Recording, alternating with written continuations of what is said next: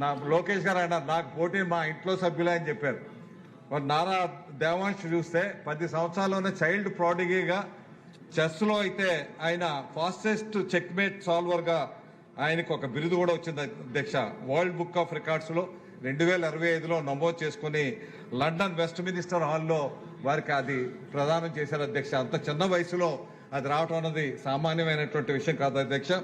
ఇక నారా భువనేశ్వర్ గురించి చెప్తే వారికి కూడా 2025లో outstanding dairy professional award 2025లో ఇండియన్ డైరీ అసోసియేషన్ వారికి ఇవ్వడం జరిగింది అధ్యక్ష. మీకు ఎన్టీ రామారావు గారు మనవరాలైనటువంటి నారా బ్రహ్మణి గారికి, లోకేష్ గారి సతీమణి గారికి అయితే golden peacock excellence in corporate governance అన్నది నేషన్ వైడ్ వచ్చింది FMCG గ్రూపులకి.